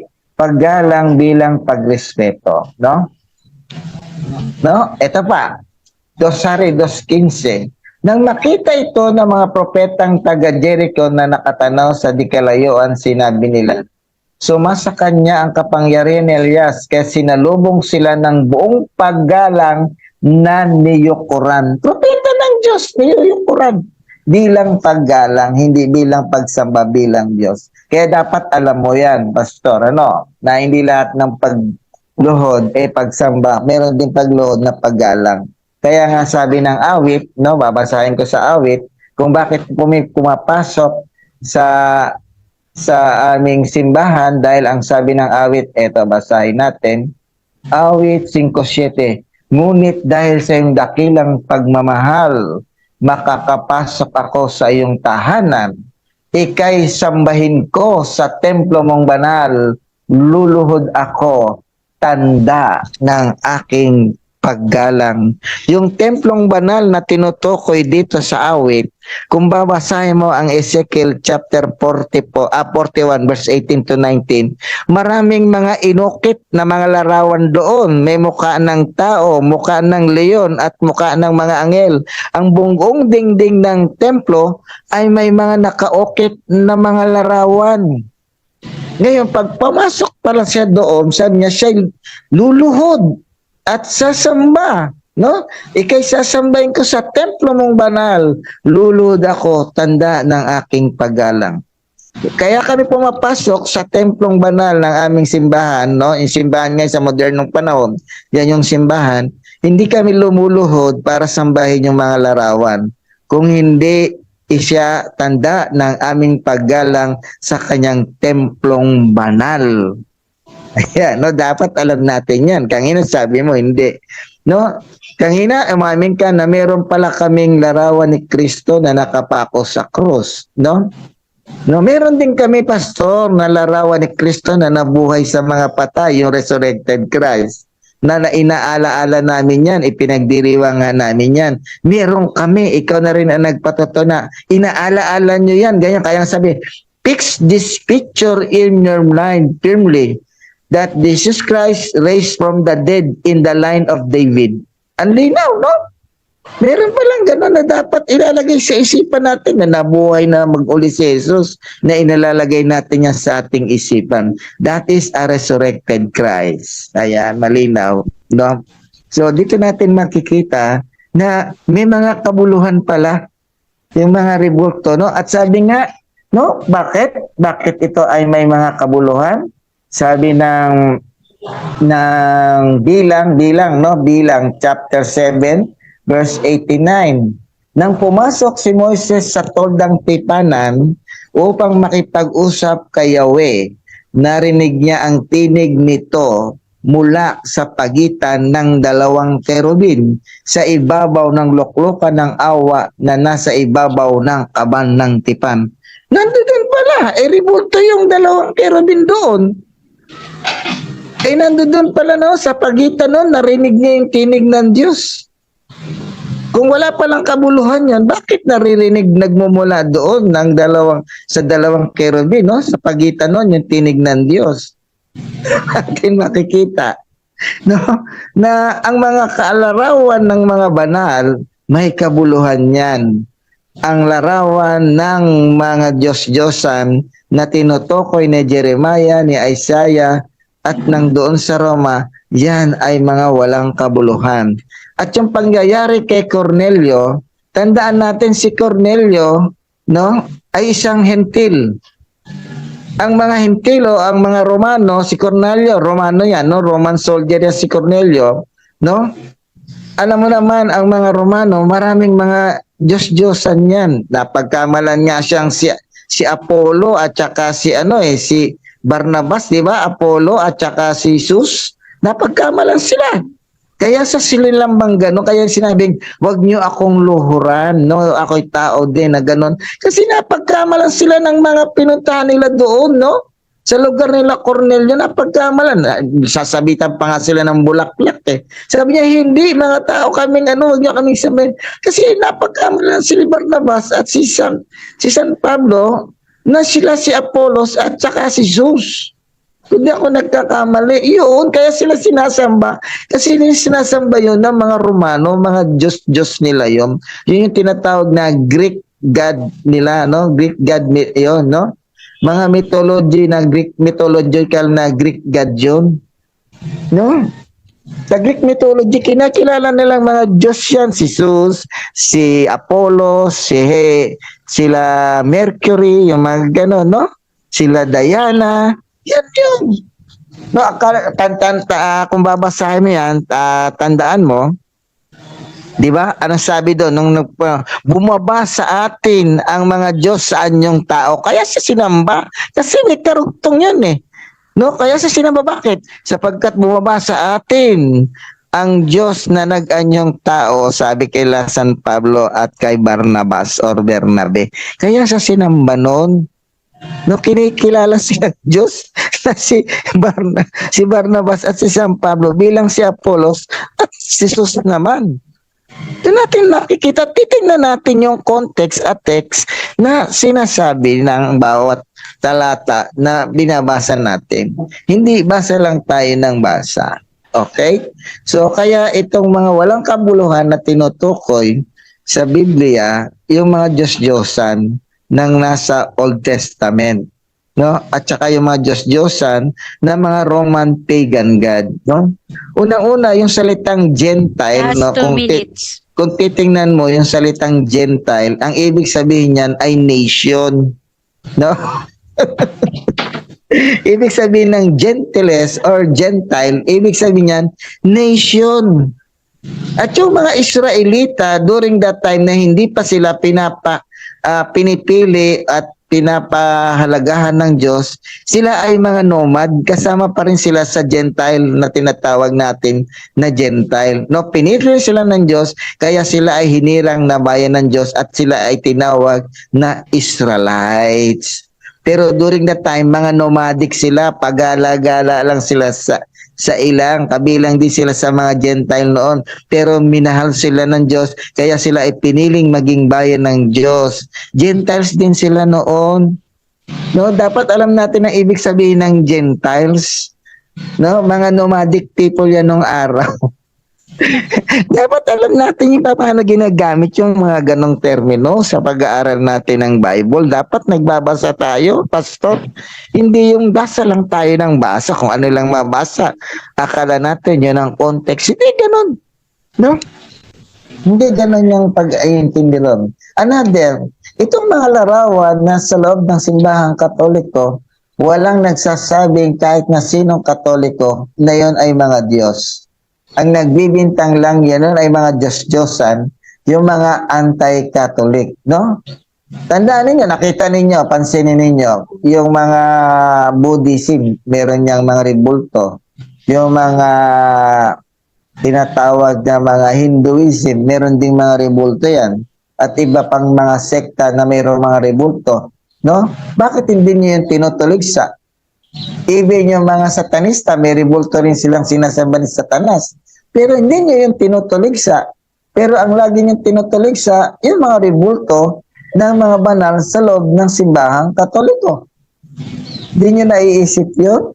Na mayroong rebulto si Satanas sa mga satanis, no? Hindi niyo Time yun is up. Time is up.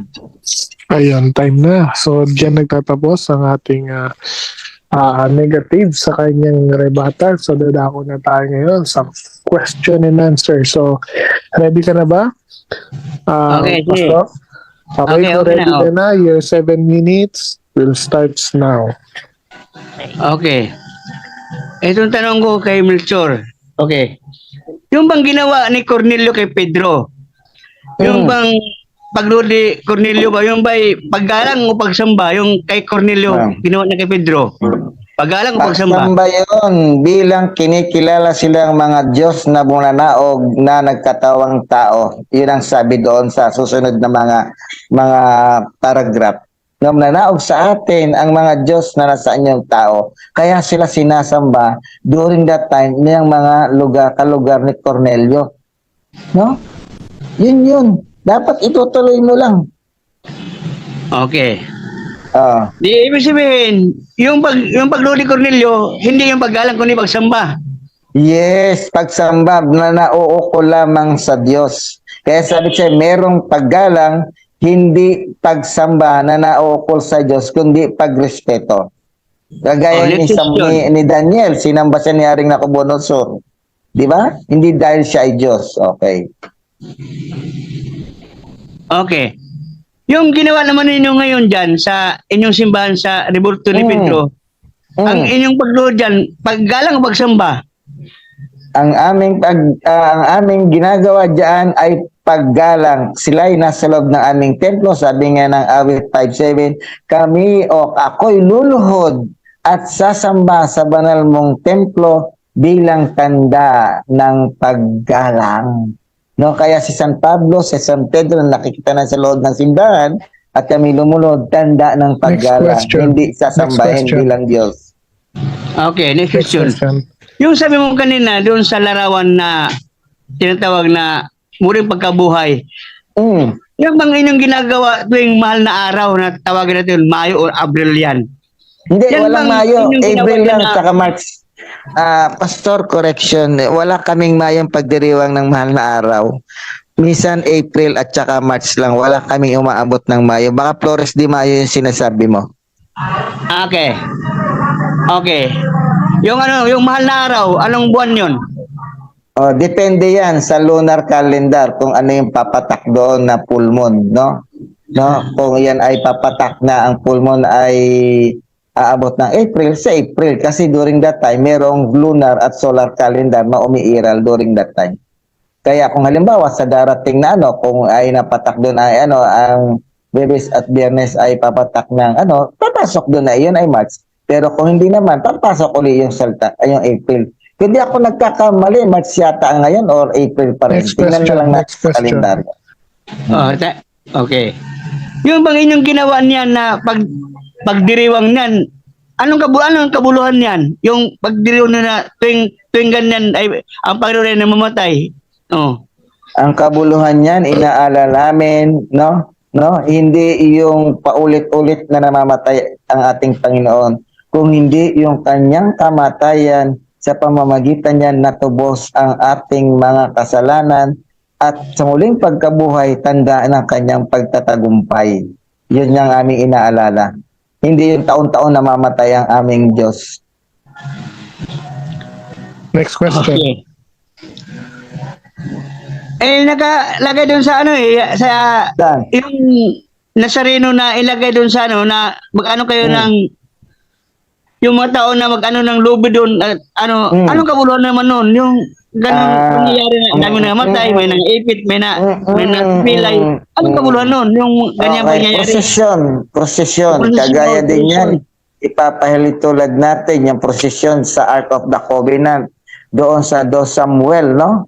Na hinihila-hila din ng baka na sumasayaw si Haring David kasama ng mga Israelita at mga pare. At ito'y nakita ni Mikal sa bintana. Pinagtawan niya na ito. Ngunit ang sabi ng Diyos, Mika, mamamatay ka, hindi ka na magkakaanak. No, tinawanan niya si David na nagpo-prosesyon, sumasayaw sa Ark of the Covenant habang pinoprosesyon, nahila-hila ng baka. Ganon din ang aming parallel that time, no? Bilang isang simbolo na si Kristo ang Nazaret, dahil sabi ng Biblia, siya ay tatawaging Nazareno. Kaya Nazareno. Next question. Decision. Okay. Itong Wait lang. Meron bang tumatawag sa akin? okay. Tanong, Pastor. O tanong. Ibig sabihin, yung inyong ginawa diyan sa pagprosesyon, yan ay inyong iginaya doon sa pangyayari doon sa senaryo kay David. Inyong ginaya niyo. Hindi lang iginaya dahil hindi na mababasa sa Bible na bawal iprosesyon ang mga banal na imahen. Dahil yung banal na imahen ng kerubin na nasa luklukan, nasa kabanang tipan ay iprosesyon. So yung aming kinikilalang banal na imahen ng Nazareno ay aming pinoprosesyon, tanda ng aming pagrespeto at paggalang sa kanyang inilalarawan na ang tunay niyan ay nandoon sa langit. Replika lang siya. Next question. Okay. Yung bang pagbibista ng mga santo ninyo, yung mga santo, pagbibista, yan ba ay may kabuluhan? May kabuluhan, sabi rin, ipagdiwang ninyo ang pista ng tinapay na walang levadura, sabi roon, no? Ipagdiwang ninyo ang pista. Babasahin ko, stop the clock, Mr. Moderator, na may pinagdiriwang pista, sabi ng ating banal na pero kasulatan. tanungin muna natin ng ating kaibigan na si Pastor kung papayag siyang basahin mo. Payag ka ba, Pastor, na babasahin ni Brother Mel? Na Okay, mayroong running pistang time po tayo, pagdiriwang. running time po tayo. Okay, sige. Okay, sige. Okay, Babasahin kung natin. papayag ka, post time tayo. Kaso lang, maubos ng oras na yan. Maubos ng oras. Hindi, kung papayag ka, sige, sir. mag-post time tayo. Okay na, sinabi na lang, ipagdiwang Okay. ninyo ang pista na tinapay na walang... Kaya may mga pagdiriwang question na kaming mga tayo. pista. Hindi lang tinapay na walang libandura ang aming pinagpipista, kung hindi yung Next mga question. Okay. mga martyr na namatay Next question. ayon sa... Next question. Yung bang pinagpipista dyan na tinuko dyan, sa tinapay ng libadura o pagpipista sa mga santo ng mga imahen? Tinapay na walang lebandura, pinagpipista rin namin yan. Kaya nga meron kaming Corpus Christi, yung pagdiriwang namin ng kapistahan ng Corpus Christi, no? At yun ay aming sineselebrate.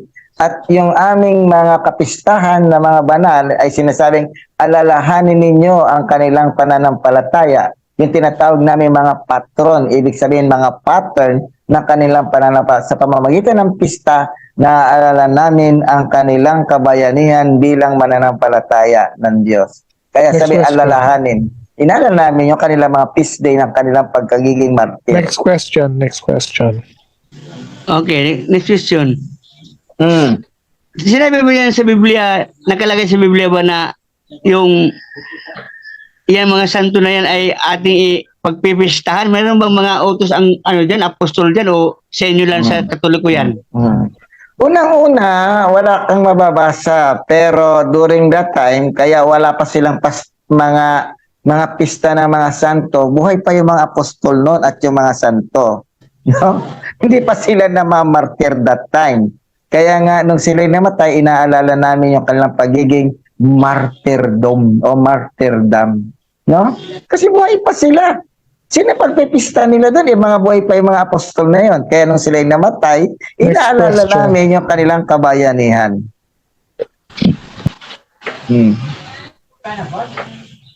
Time na? Next question. Okay, next question. Mayroon pa. Question, okay. Okay. Hmm. Moderator, ano po ang aking oras na ibig ko na lang yung ano ko. Ah, wait. Oo. Naubusan ng kan. Okay, May wini-wait 12 na, no? seconds pa rin. Okay, Sige, okay, wait sige, na. okay lang. na yan. Since So, wini-wave na, dadako na tayo ngayon sa minus. ating dako na tayo sa ating conclusion, no? Conclusion. Hindi, So, basta ready muna ka- ng ng mga nag-ano dyan, ng mga nag-shout out. shoutout pa Pero lang. wag lang comment. Shoutout, wag na po kayo magbasa. Shoutout lang tayo na pa. Shout out lang.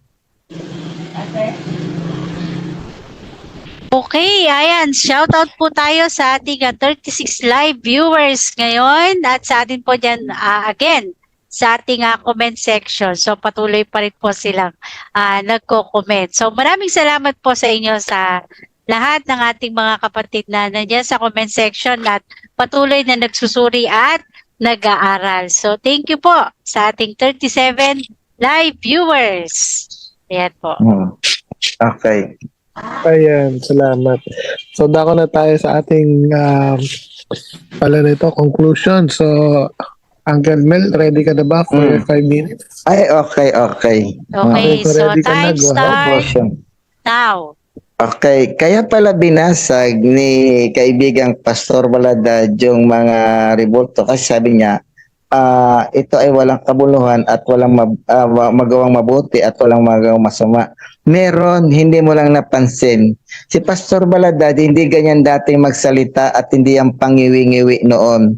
Matalas magsalita yan, kasama ko yan sa luneta. Ngayong nakaharap ko, nagulat ako. Para na siyang si Sylvester Stallone na kinakain yung boses niya. Yung gano'n. No, hindi siya ganyan dati. Yan yung epekto, hindi mo lang nalaman. Kaya nagulat ako. Hindi ganyan magsalita. Yan na yung tinatawag mo. Hindi ganyan magsalita dati yan. Hindi Ano mo lang mo, alam. Kasi sa ating iba ngayon. Sandali muna. Akin muna itong oras. Ano ka ba? Iba nating ngayon, iba na, matanda na tayo eh. No, hindi ganyan dati yan si Pastor Baladad. Napakatalas magsalita niya, no? Hindi ganyan. Nakala mong mayroong yung boses. Hindi ganyan. Yan na yung nangyayari sa'yo. Kakabasag mo yan. No?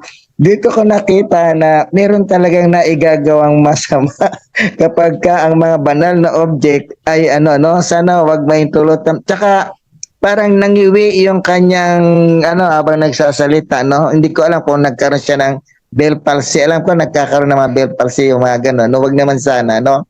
Sana mapansin ni Pastor na nag-iba na yung kanyang boses at yung kanyang mga way ng pananalita. Baka yan na yung nagigawang gano'n. Ano mo, So- bustiso na.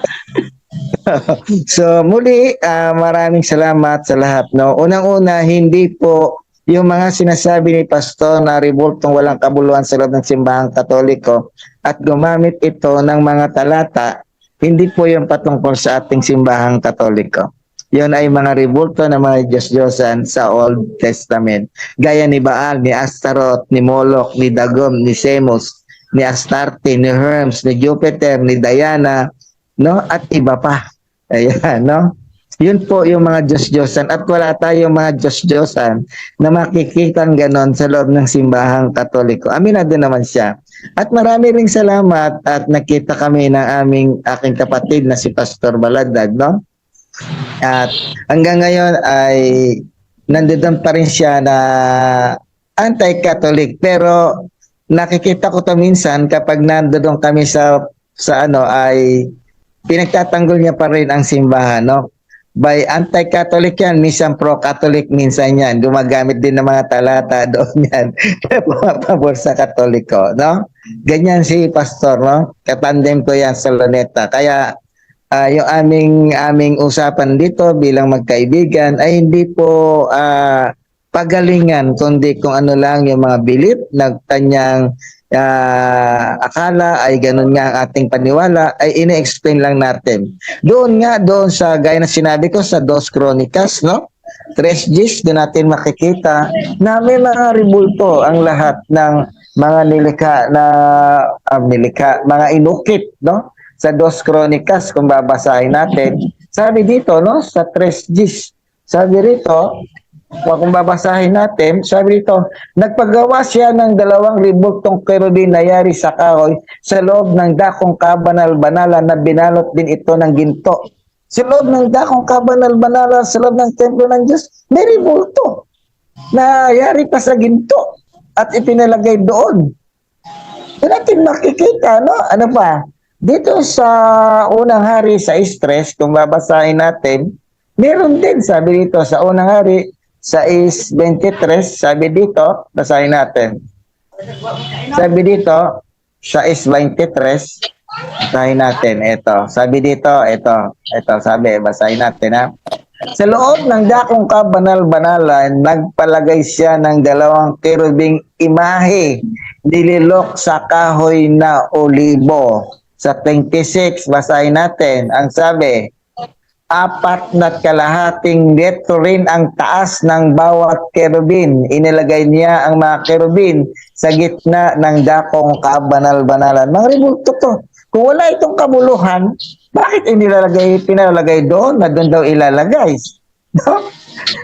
Natin makikita, no? At doon natin makikita na yung mga rebulto na may kaugnayan sa kabanalan patungkol sa Diyos, yun ay hindi pinagbabawal. Ang pinagbabawal ng mga rebulto sa Biblia, yung mga Diyos-Diyosan na hindi naman nag-exist at hindi sila mga tunay na Diyos. Walang mga Katoliko na kinikilalang mga Diyos ang mga santo. Sila ay kinikilala namin bilang mga lingkod ng Diyos at hindi mga Diyos-Diyosan. Di natin makikita. So muli, salamat Pastor Baladad. Kung mayroon ka pang nais Time is na up. talakayin, ay nandito lang si Time Brother is Mel. up. God bless Time's us up. all. Time's up. So, Pastor Baladad, kung ready ka na, your time will start now. Okay, ito po ating conclusion natin dyan na ang sabi na kanina ni Melchor na yung kanilang pagprosesyon ng mga santo ng mga imahen ay gaya doon sa nangyari doon sa kay David, doon sa Lumang Tipan. Na ibig sabihin dyan, yung mga bagay na ginagawa doon ay ginagaya din nila dyan. Kaya nga, yung mga ginawa doon sa Kirubin, doon sa Lumang Tipan, may kabuluhan yun kasi utos ng Diyos yun. Kaya may kabuluhan yun. Yung inyong ginawa ngayon dyan sa simbahan yun na walang utos ng Diyos, yan ang walang kabuluhan. Bawal yan kasi sabi doon sa Colosas 2:8, sabi doon ni Apostol Pablo, mag-ingat na kayo upang di mabihag sa pamagitan ng kanilang walang kabuluhang pandalayang aral. Oh, na hindi nakasalig kay Kristo. Pandalayang aral yan eh. Ibig sabihin pandalayang aral, hindi nakasalig kay Kristo. Kasi kung talaga may kabuluhan yan, dapat yan, hindi kinunto ni Apostol Pablo yan, mga tinatawag na ginagawa ng mga hintil o yung bayan ng hintil. Tama yun eh, yung hintil, bayan yan, yung bayan. Yung Roma, isa yan sa mga dating mga tinatawag na pagan country, lugar ng mga hintil kung saan nandyan nagmula yung mga imahen na mga Roman Catholic Church, dyan nagmula sa Roma. Kaya dyan yung pinakasinto ng bayan, yung lugar na hintil. Kaya lugar talaga yung hintil. Kaya nga, yung Roman na yan, dyan nga dinala si Pablo ng Diyos para ipangaral si Kristo. Kaya yung hintil na tinutukoy dyan, lugar talaga yan. Kaya yung Roma, yan yung hintil na lugar. Diyan nagmula yung mga rebulto ng mga imahen. Kaya yung sabi niya kanina na prosesyon sa mga tinatawag na Nazareno, nakalagay doon sa Jeremias na siya'y pinapasan sapagkat di makakalakad. Kaya yung mga katulad ng mga ginagawa nga doon sa mga paganismo na mga ginagawa din ng Katoliko. Yun ang kanilang ginagaya. Kaya nga, walang kabuluhan. Bakit? sabi ni Pablo, mag-ingat kayo upang di mabihag sa pamagitan ng kanilang mga pandarayang aral. Pandaraya kasi yan na walang kabulang aral, kundi hindi nakasali kay Kristo. Okay, ibig sabihin, pag-aral na hindi kay Kristo, yan po ay walang kabuluhan. Kaya nga nagkaroon ng tinatawag na protestante kasi nagprotesta sila dahil sa kanyang pangyayari din. Kaya si Martin Luther, nagaling katoliko din, nagprotesta dahil sa mga ganyan mga aral o ano pa. Kung atin titignan ang history ng Katolisismo, nagkaroon din sila ng pagkababagi tungkol sa mga doktrina. Mga doktrina yan Yan yung aral na walang kabuluhan. Kaya yung mga rebulto na pista, nakalagay sa Biblia, sabi ni Pablo, mag-ingat nga kayo sa mga inihandog sa Diyos-Diyosan. No? Yung kasi yung pagpipista, magkakatay ng baboy o kaya ipapakain sa mga tao, yan yung paghahandog ng Diyos-Diyosan. Handog yan inihandog yan Kaya nga, yung pista ng mga patron, nagkakatay ng baboy tapos pinapakain sa mga tao, ang tawag ng pista. Kaya ang tawag na sabi ni Pablo, inihandog sa mga Diyos-Diyosan. Mag-ingat kayo sa mga hinandog ng Diyos-Diyosan. O yan yung mga tinatawag na pag-ritual o tinatawag na ritual, yan yung kanilang tradisyon o tradisyon ng Katoliko. Na taon-taon si Kristo namamatay. Kaya mayroon siyang tinatawag na mahal na araw. Kaya yan ang tawag niyan tradisyon. O tinatawag nila na panata o ganyan, mga panata, ganyan, tradisyon, panata, yan yung kaugalian ng Katoliko na wala namang kabuluhan yan, hindi naman yan nakabatay kay Kristo ng mga apostol na atin niyang ipagdiwang yung mga pista ng mga patron. Kasi walang aral sa Biblia Pag wala sa Biblia ang aral, sabi sa Juan 7:17, makikilala ang sinumang tao na ibig tumupad sa kalooban ng Diyos, makikilala ang turo kung ito mula sa Diyos o mula sa tao. Kaya yung aral ng inyong dyan sa Katoliko na inyong doktrina, hindi yan aral ni Kristo, aral ng tao lang yan aral ng mga inyong mga pare, mga Santo Papa o kaya mga obispo ninyo, ganyan. Pero hindi galing kay Kristo talaga yan. Wala talagang ganyan mga doktrina ang apostol. Kasi ang apostol ang ating bigyan ng halimbawang aral. Kaya nga ako nagpapatunay talaga na walang kabuluhan yan ng mga natin dyan sa mga imahe na yan. Bakit? Ang sabi doon, alalahanin nyo ang kanilang pananampalataya, tularan nyo ang kanilang pananampalataya. Ang tularan natin yung pananampalataya kung paano sila namuhay na mayroong kabanalan. O, tignan mo ang sequence na nangyari dyan, sabi doon sa Roma 1:24, nang dahil sa kanilang ginawa, pinabayaan sila ng Diyos sa mahalay nilang pita. O, di ba? Nahulog sa sumpa na tuloy ang tao. Bakit? Kanilang pinalitan ang katotohanan ng kasinungalingan. Oh, yan yung sequence yan, yun yung Wait, time tinatawag is na up, Pastor. Time is Okay, up. time na. Diyan po nagtatapos ang ating debate. Yan, maraming salamat sa ating mga debatista.